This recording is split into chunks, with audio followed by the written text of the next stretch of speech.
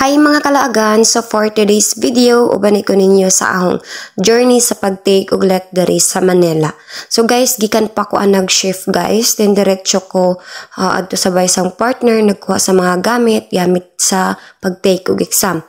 Then nakikita dayon ko sa ahong friend na si Arwa Bells. So nag-standing position na daha guys, kay grabe ka huot na sa bus. So nag-bus me padung sa LRT station. Then diha nga part, mao na ang LRT station guys. Kung asa mi musakay paadto sa akong assigned school.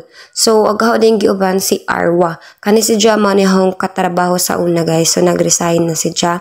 Then huwat na dayon mi ana og LRT. So guys, do already to dahong assigned school kay pag abot na mo or pag nawag na mo sa LRT nga na nasa ubos na dayon ang school. So grabe na ka thankful.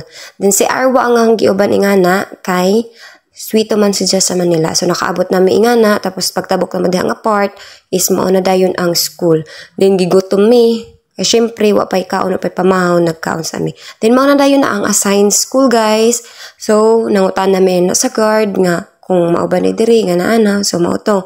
Then, after that, nanuyod dayon mi, search dayon na mo, or get dayon na mo ang ahong assigned room. So, chika-chika mi nga na ni Arwa. Then, guys, teacher po to na si Arwa, pero wapa si Jan nag-take og let. So, lahi ang course, major in English na si Jan. So, waya pa si Jan nag-take. So, grabe ang motivation ni Arwa na diha, si Jan nga, kaya mo yan mi, last exam na daw na ako, so mauto thankful kaayo ko. Then, kanad po diha nga part is, nag-hotel tood ko nga na guys, kay grabe. Dessert ko ni anak nga, gipili na mo nga hotel is, nangita sa gajud mig, mas barato pa para lamang kay kinilaging budget ra ang kwarta. So nangita pa man na ni Arwa bisan asa pa mi nga na before gadyo si Jani uli mga hapon na guys amo sa gadyong gisettle nga makahanap mi og kapuy-an naho para diretso nako sa exam. So grabe namong binaktasay nga na libot-libot para mangita.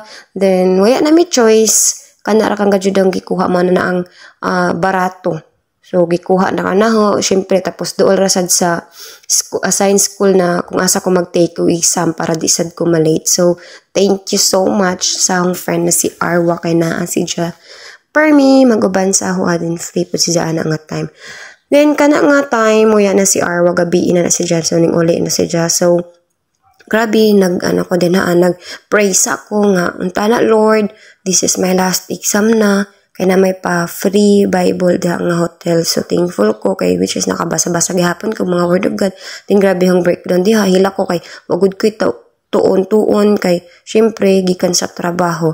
Then pagkaugma guys, mao na ang day nga mag-exam nako. So grabe sayuha ko na ingana ning mata, uya pa ko halos tuyog kay lagi pressure na, kulba na, pero laban rang gihapon. So, waya pa ko ay nga na ipamahaw sad. So, ko nga, dito na ko mamahaw. Then, outfit check. Kung unsa yung gisuot, tong first na exam, maura sa dahong git. Suot karon kay para tipid. Then, guys, second take na tuon na si Jetas anak ko, Lord, unta, this is my last take na Lord. This is my last exam na unta ihatag na nimo ni. So, grabe ang prayer nga na, guys.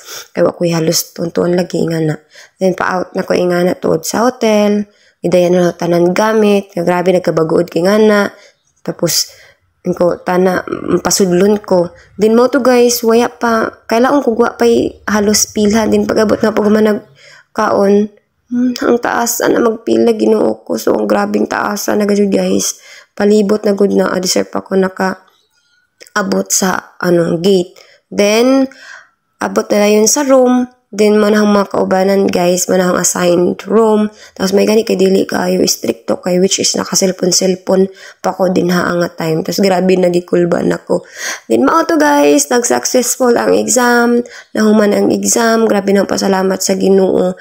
So, mauto guys, nagdali na ko nga nag-uli kay grabe na pressure ko sa mga kaubanan. Sa major pa lamang, gidali-dali rin nilang sa dali. Ara sila naman as in. So, nauwaw na lamang ko sa proctor. Kaya ako kan isa gadyo din haan nabilin. So, moto ako kang gidali-dali. Then, May 24, 2024, nakaingon jud ko, thank you Lord. Gihatag na jud nimo ang panahon na para sa ahua. Sumoto nakuha na nahon na ako sa list mo nang grabe na akong pasalamat sa Ginoo. So tinuod jud guys kung imo nang panahon, imo nang right time ihatag jud sa Ginoo. So sa mga waya na swertian guys, ay mo kawag paglaom kay God is always good sa atong life. Kay kung imo nang panahon ihatag na jud ni Dia.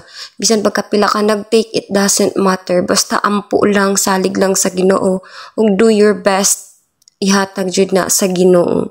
Manang God bless and congrats everyone.